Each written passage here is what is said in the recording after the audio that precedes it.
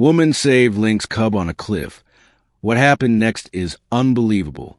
Rain slicked the mountain trail as Morgan pressed herself against the rocky cliff wall, her boots sliding on the narrow ledge. She was an experienced hiker, but even she knew this was a mistake. One wrong step, and she'd be a smear at the bottom of Deadfall Ridge. She was halfway to the summit when she heard the sound, high-pitched, frantic.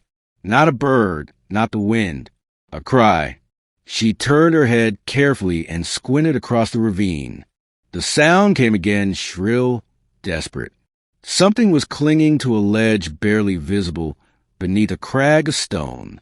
Morgan took out her binoculars, bracing against the wet wall, and her heart nearly stopped. It was a lynx cub, soaked, shivering, trapped. It must have fallen, or perhaps been separated from its mother during the storm. She shouldn't do anything. Every survival instinct screamed at her. But something else, something deeper, pushed her forward. She had lost her sister a year ago in a climbing accident. She knew too well what it meant to be left behind. "I've got you, little one," she whispered. Climbing down to the cub was suicide, but Morgan didn't stop. She drove her ice pick into a crevice, looped her rope around her waist, and began to lower herself inch by inch toward the ledge where the cub clung. The wind howled. Rocks crumbled underfoot, but she moved steadily. When she finally reached the ledge, the cub hissed, backing away, its small body trembling. Morgan didn't speak. She just unstrapped her pack, pulled out a thermal blanket, and crouched. She held it out. The cub stared. Then, slowly, it crawled toward her. It buried its face in the blanket. She wrapped it tight and slung it over her back. The climb back up nearly killed her.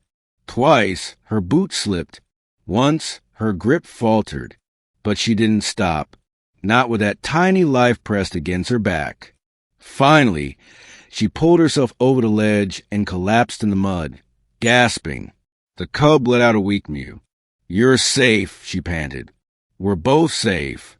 Back at base camp, Morgan dried the cub off and gave it water and a small piece of meat from her rations. It was young, barely a few weeks old. Its leg looked twisted, and it had a deep scratch along its ribs. She wrapped it gently, whispering soft reassurances. "I don't know why I did this," she said aloud, "but I think I was supposed to." That night, the storm howled around her tent, but inside, the lynx cub slept curled against her chest. The next morning, Morgan packed her things. She had planned to stay in the wild another week, but now she had a mission: get the cub to safety. Halfway down the ridge, she heard movement in the trees, a rustle, then silence, then eyes, amber, dozens of them, lynxes, not one, not two, but a dozen full-grown lynxes, watching her from the ridgeline. Morgan froze. The cub in her pack stirred and let out a soft cry. A massive lynx stepped forward, its fur dusted with gray, its face scarred from years of survival.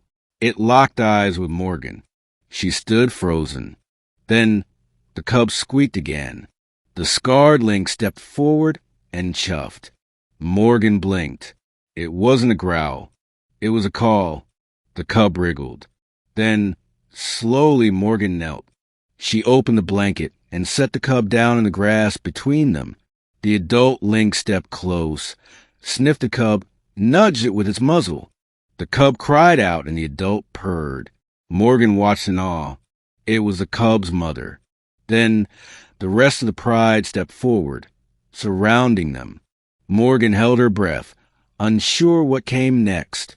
But then, something unbelievable happened. The mother lynx turned back to Morgan and lowered her head. Then the others did the same. One by one, each lynx lowered its head in front of her, a silent gesture of trust, respect, perhaps even gratitude. Morgan didn't move.